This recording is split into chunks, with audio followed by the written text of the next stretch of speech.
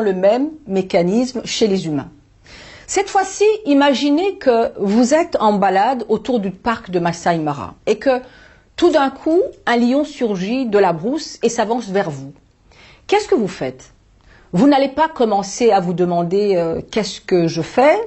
Est-ce que je négocie avec lui? Je lui offre un café ou pas? Vous n'allez pas lui faire les beaux yeux. Notre corps est une machine extraordinaire, elle a tout prévu. Elle va vous éviter d'intellectualiser votre réduction en brochette. Ça va se passer en une fraction de millième de seconde. Le corps va se mettre en adrénaline. Il va couper le cerveau cortical, le cerveau qui réfléchit.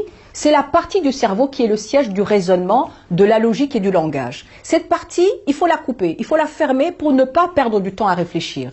Ensuite, il va se connecter instantanément au cerveau limbique qui est le siège de la mémoire et des comportements instinctifs. C'est là où sont inscrites toutes les réactions d'alarme du stress et les actions coordonnées de fuite et de riposte utiles à notre survie.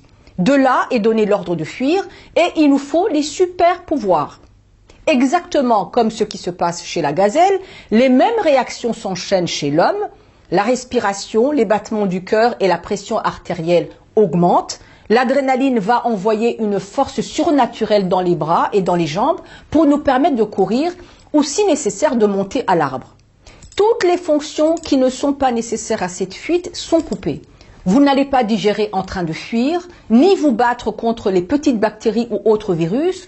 Tout est fermé. Le système digestif, le système immunitaire, la croissance, mais aussi la réparation cellulaire. Et si le bazar dure plus longtemps, le corps aura besoin d'un afflux massif d'énergie pour continuer à stimuler les muscles. Là, c'est le cortisol qui entre dans la partie. Il fournit cette énergie en déversant du sucre et du sucre encore et encore dans la circulation sanguine. Pour y arriver, en fait, le corps va se transformer en une machine à décomposer les réserves. En d'autres termes, le cortisol va attaquer les muscles pour les transformer en sucre. Il va ensuite bloquer l'insuline pour l'empêcher de le stocker et ainsi s'assurer d'avoir en permanence une quantité suffisante de sucre mobilisable rapidement en fonction des besoins. Pendant ces quelques secondes de fuite, le corps ne fonctionne plus normalement. Notre usine à nous maintenir en vie et qui habituellement fabrique, répare, renouvelle les tissus, cette superbe machine se transforme en une usine de décomposition des stocks de notre corps. C'est ça qui est terrible et qui est à l'origine de tous les dégâts de santé qu'on connaît aujourd'hui. Je ne sais pas si vous vous rendez compte. Cette cascade de réactions physiologiques est prévue par la nature pour ne durer que quelques secondes. Ce qui se passe en réalité, c'est que nous vivons ces mêmes réactions pendant trop longtemps pour produire les effets sur la santé que je vais vous détailler tout à l'heure. Je vous rappelle que la cascade de réactions est déclenchée par la peur. C'est la peur qui est le signal de départ du mécanisme que je viens de vous décrire. Or, 99% des gens vivent dans la peur constamment. C'est quoi ces peurs? C'est le manque de confiance, la peur de l'échec, la peur de mal faire, la peur de ne pas être assez bien. Qui ne vit pas ça? Nous n'avons pas eu de mode d'emploi pour vivre, encore moins pour vivre dans ce monde aux perpétuelles mutations. Donc nous avons peur tout le temps et nos cellules baignent dans l'adrénaline tout le temps, pendant des jours, des mois et même des années. Ceci explique donc pourquoi il y a une explosion de burn-out et de maladies chroniques aujourd'hui. Nous vivons dans un monde de plus en plus anxiogène et notre mécanisme de survie qui est prévu pour fuir le mammouth est déclenché sans cesse. Est-ce que vous arrivez à vous imaginer ça? Il est déclenché par les peurs de la vie quotidienne ou parce qu'on n'arrive pas à atteindre les résultats demandés par le chef. Les séquences que je viens de vous décrire se mettent en route exactement de la même manière que chez la gazelle qui fuit le lion. Ceci explique donc pourquoi vous êtes épuisé si vous vivez dans la peur. L'hypertension induite par l'adrénaline est à l'origine des crises cardiaques et des AVC que nous voyons de plus en plus autour de nous. Si aujourd'hui vous avez des problèmes de diabète de type 2, alors que vous avez une alimentation plus ou moins normale, ne cherchez pas ailleurs, le cortisol produit trop de sucre et l'insuline est bloquée. Si vous avez une obésité localisée, c'est-à-dire si vous avez un petit ventre gros et gras typique du stress, Comprenez que c'est parce que la ceinture abdominale devient le magasin de stockage et de déstockage d'une énergie pour le cortisol. C'est une solution pratique parce que le cortisol est sécrété par les glandes surrénales situées au-dessus des reins. C'est juste à côté du ventre, donc le cortisol y a accès plus rapidement. Si vous avez des problèmes comme l'asthme, l'eczéma, le psoriasis ou que vous avez des allergies, des grippes et des bronchites à répétition, c'est parce que le système immunitaire est fermé. Et si le système immunitaire ne fait pas son travail pendant longtemps, le risque de faire un cancer est très élevé. Ça explique aussi pourquoi vous avez des problèmes intestinaux, des ulcères d'estomac, c'est parce que le système digestif est fermé et que la réparation cellulaire est désactivée. Ce n'est pas tout. En état de stress chronique, vous vieillissez à vue d'œil, vous avez des cernes, les cheveux tombent, les dessous de bras pendent en chaussettes parce que le corps est en mode catabolisme, c'est-à-dire en mode destruction des tissus musculaires. Et vous comprenez aussi pourquoi vous devenez stupide au point de ne pas pouvoir travailler sur vos dossiers. Comme on l'a vu tout à l'heure, la partie du cerveau qui est chargée de réfléchir et d'agencer vos connaissances pour résoudre des problèmes, cette partie du cerveau qui est chargée de décider rationnellement et de faire des choix, cette partie est fermée. C'est fou, non? Ça veut dire en d'autres termes que vous vous levez le matin et vous allez au travail comme un zombie, déconnecté de votre intelligence et de votre capacité à faire des choix, ce qui pourrait expliquer la perte de bon sens qui caractérise l'homme moderne d'aujourd'hui. Cette dernière conséquence mérite qu'on s'y attarde parce qu'elle est à l'origine de notre perte de contrôle professionnel. On le verra en détail dans la deuxième vidéo, dans laquelle je vais vous parler de l'erreur fatale que commettent tous les gens stressés et qui les conduit lentement mais sûrement au burn-out et parfois au suicide. Maintenant, que pensez-vous de ce que vous venez d'entendre? Moi, le jour où j'ai appris ça, j'ai d'abord été choquée. Et puis, ça a été un soulagement parce que j'ai enfin mis des mots sur toutes mes misères de manque de confiance. J'ai aussi compris l'origine de ma maladie auto-immune et de mon cancer que je n'arrivais pas à m'expliquer. En fait, je ne savais pas que pendant des années, le circuit des fonctions de mon corps était hors service et que mon cerveau qui réfléchit était débranché. Tout ça à cause des peurs que je traînais depuis mon enfance. Mais je vous entends me dire, mais c'est impossible cette histoire. C'est vrai, c'est invraisemblable. C'est justement ça le problème parce que 99% des gens n'ont pas conscience que le stress, c'est ce que je viens de vous décrire. Si on en était conscient, on ne dirait pas aussi banalement et sur un ton d'exploit et de fierté « Chérie, je viens de passer une semaine de dingue, mais stressée comme ce n'est pas permis. » Ce qui voudrait dire « Chérie, je suis en train de me suicider. » Si on était conscient, la médecine ne serait pas ce qu'elle est aujourd'hui. On ne gaverait pas les gens de médicaments à vie contre le diabète, l'eczéma ou l'asthme. En tant que pharmacienne, je peux vous dire que ça n'a pas de sens de prescrire un Malox ou de couper une partie des intestins sans avoir mesuré le taux de cortisol dans le sang. La meilleure façon de traiter ces maladies, c'est combattre le stress qui est à l'origine. Comment savoir si vous vivez en adrénaline professionnellement? J'ai créé un test de susceptibilité au burn-out. Si vous ne l'avez pas fait, je vous invite à aller sur la page d'accueil de mon site. Vous allez le trouver et faites-le. Nous ne sommes pas tous égaux devant le stress. Il y a des gens qui s'en sortent bien et d'autres qui rament depuis toujours. Ça a été mon cas. Mon indice d'insécurité était de 7. C'est-à-dire le maximum. Ce test vous donne votre indice d'insécurité. Si l'indice est supérieur à 4, c'est que vous êtes régulièrement en adrénaline, c'est que vous êtes en mode catabolisme et c'est un signe que vous pouvez faire un burn-out.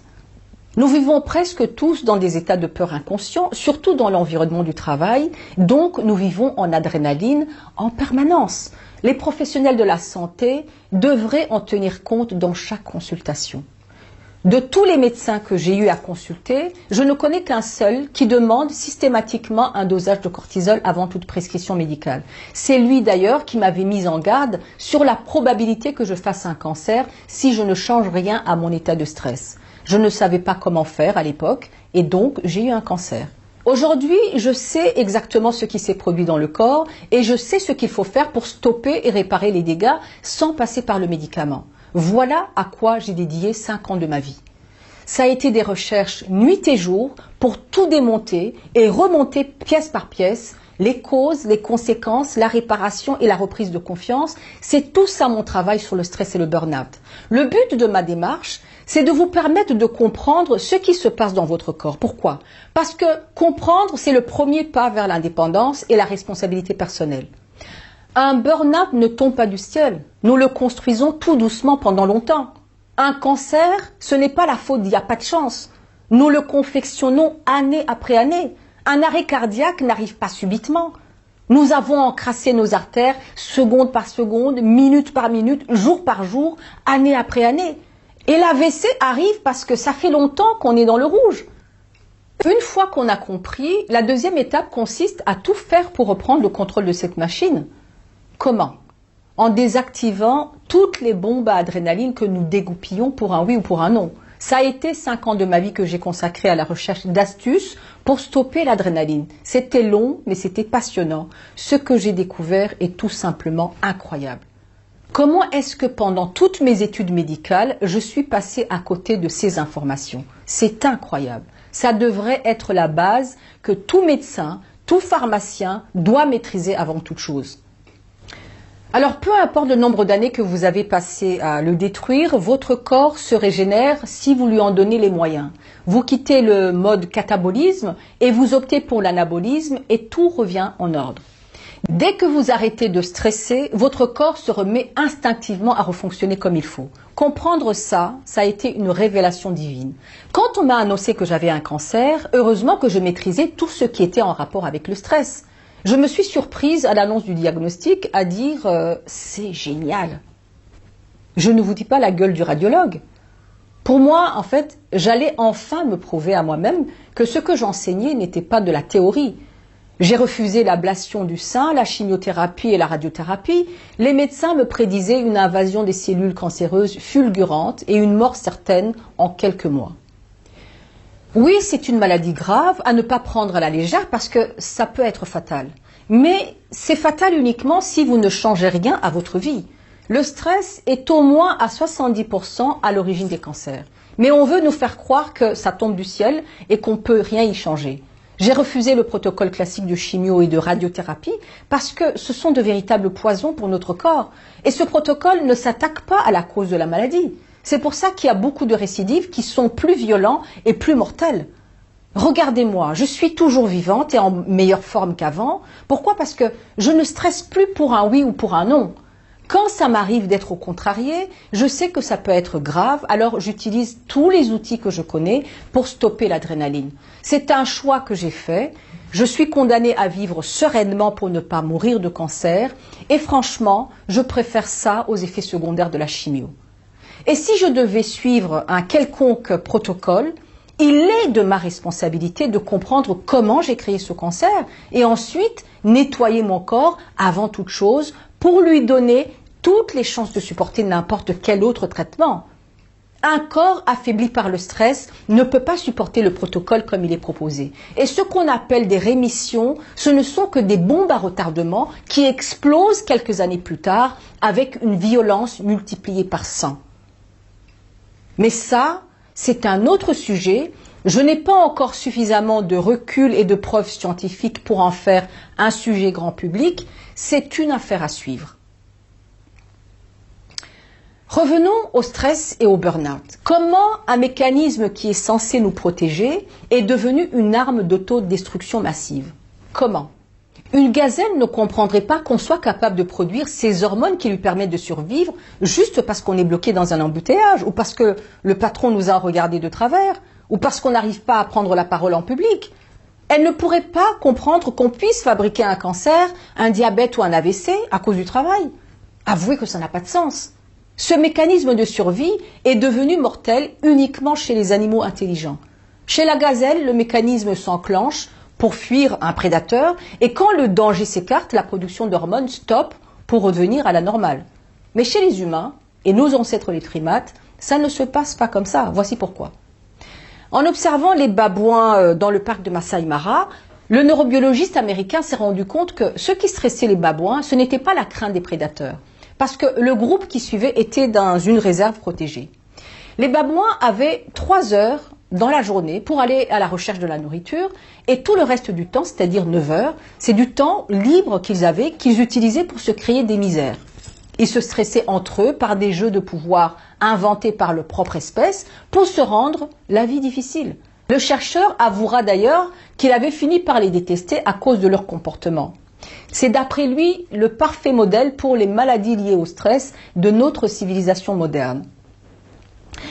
En fait, ce qui déclenche les hormones du stress chez nous, ce n'est plus une question de vie ou de mort, comme celle de nos ancêtres qui affrontaient le mammouth, c'est le commentaire ou le regard de notre patron qui n'est pas content de notre travail, c'est la peur d'être ridicule devant ses collègues, c'est la peur d'être rejeté par la société, etc., etc.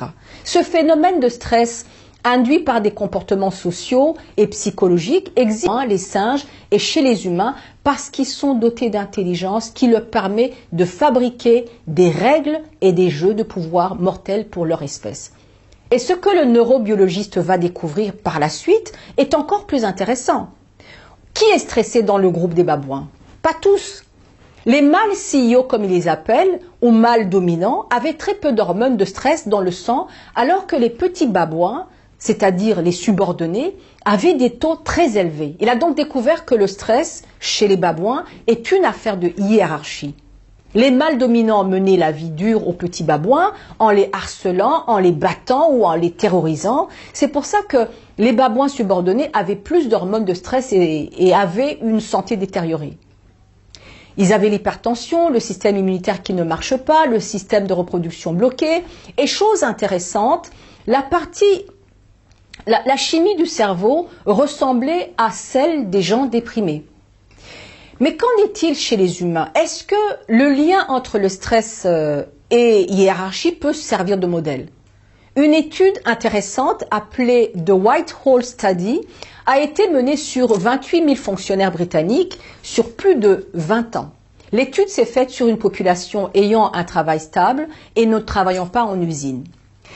Les résultats sont sans appel. Il existe bel et bien une association entre le grade du fonctionnaire et le taux de mortalité. On a appelé ça le syndrome du statut.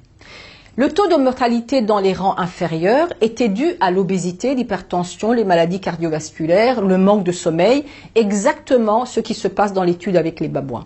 Cette étude donc suggère que l'origine du stress et les conséquences sur la santé est due au rapport entre le haut de la hiérarchie et les employés de rang inférieur. En clair, elle montre que les employés de rang inférieur ont peur des patrons et que c'est ça qui provoque toutes les maladies liées au stress. Ici, c'est clairement le style de management qui est mis en cause. Beaucoup d'études tendent à aller dans ce sens et les entreprises commencent timidement à en tenir compte. En tout cas, pour ma part, c'est devenu une grande part de mon activité en entreprise quand je coach les dirigeants. Je leur fais comprendre que la performance et la productivité est en étroite liaison avec leur façon de diriger. S'ils veulent obtenir de bons résultats, ils doivent éviter de stresser le personnel. Ils doivent créer un environnement dans lequel les employés se sentent en sécurité parce que c'est ça qui favorise la créativité. Une personne en adrénaline ne produit rien. Quand il n'est pas absent parce qu'il est épuisé, il est présent mais sa tête est ailleurs. C'est ce qu'on appelle le présentéisme. Le management des hormones du stress est l'outil indispensable pour la croissance de l'entreprise du XXIe siècle. Mais en tant qu'individu, vous ne pouvez pas croiser les bras et attendre que le style de management change en votre faveur. Ce que vous devez faire, c'est acquérir des outils et des connaissances qui vous permettent d'être maître de votre sérénité et de votre performance dans n'importe quel environnement du travail. En fait, ce n'est pas au monde de changer, mais c'est à vous de vous adapter au changement par un travail permanent sur vous. Vous devez chercher en permanence à faire des choix qui vous ressemblent, dans lesquels vous vous excellez. Pour résumer ce que je viens de vous dire, ces études nous montrent que l'intelligence qui est le privilège de notre espèce nous a permis en fait de confectionner sur mesure les règles, les croyances, les standards sociaux et les jeux de pouvoir qui nous rendent la vie dure. Nous sommes pris au piège par nos propres règles Ça nous fout la trouille de ne pas ressembler aux standards de la société et petit à petit on se perd, on fait des choses qu'on n'aime pas, on subit la pression de la famille pour devenir ce qu'on n'a pas envie d'être, on fait des métiers qui ne nous correspondent pas, on devient des êtres multitâches incompétents dans l'entreprise. Tout ça, c'est le résultat du monde moderne que nous avons créé nous-mêmes de toutes pièces. Ces règles constituent le fondement des bombes absurdes d'adrénaline qui ruinent notre santé et notre carrière. Voilà comment l'être humain a réussi à détourner un mécanisme de survie en un mécanisme de mort et comment une hormone que vous produisez à votre insu peut ruiner votre carrière et votre santé. Dans la deuxième vidéo, je vais vous révéler quelque chose d'assez hallucinant. Je vais vous parler de l'erreur numéro 1 que commettent tous les gens stressés en état de stress et qui les conduit au burn-out et parfois au suicide. Cette erreur, je l'ai commise moi aussi. J'ai une pensée particulière pour Simone que j'ai sauvée in extremis d'un suicide. Ce qu'elle me dit souvent, c'est que la plus belle chose qui lui soit arrivée, c'est le fait de comprendre ce qui se passe dans son corps quand elle est stressée. Avec tous les outils qu'elle a aujourd'hui, elle arrive à stopper l'adrénaline. Comme elle dit, ça lui permet de ne plus être cette sorte de zombie apeuré qu'elle était devenue et qui passait la moitié de sa vie dans les cabinets de psy. Voilà, c'est ici que se termine la première partie de cette conférence. J'espère que ce que vous avez appris vous sera utile. Dites-moi juste en dessous de cette vidéo ce que vous inspire tout ça. Qu'en pensez-vous ? Est-ce que vous vous reconnaissez dans les symptômes que je vous ai décrits? Avez-vous des soucis au travail à cause du stress? Avez-vous des problèmes de santé qui pourraient être liés au stress? Quelles sont les sources de stress qui vous mettent en adrénaline? Posez-moi toutes les questions qui vous empêchent de dormir. J'y répondrai personnellement dans les vidéos que je compte faire régulièrement. Dites-moi tout. J'adore interagir avec les gens. C'est comme ça qu'on arrivera à améliorer nos conditions de vie dans ce monde de dingue. Est-ce que je peux vous demander un service? Envoyez cette vidéo, non pas à tout le monde parce que ce n'est pas nécessaire, mais aux gens qui vous sont chers et qui se tuent avec le stress sans le savoir. Partagez-la avec vos collègues, envoyez-la à votre patron pour qu'il soit conscient que son style de management compte beaucoup. Envoyez-la à toute personne que vous connaissez en souffrance professionnelle. Il faut que collectivement nous prenions la mesure du danger et que nous agissions en conséquence. Comprendre, c'est la première étape pour reprendre le contrôle de sa vie. Je vous remercie. Surveillez votre boîte email. Vous allez recevoir dans quelques jours la deuxième vidéo, l'erreur que commettent tous les gens stressés et qui conduit au burn-out et parfois au suicide. Restez connectés. Avant de nous quitter, laissez-moi votre commentaire et partagez la vidéo. Merci et à bientôt.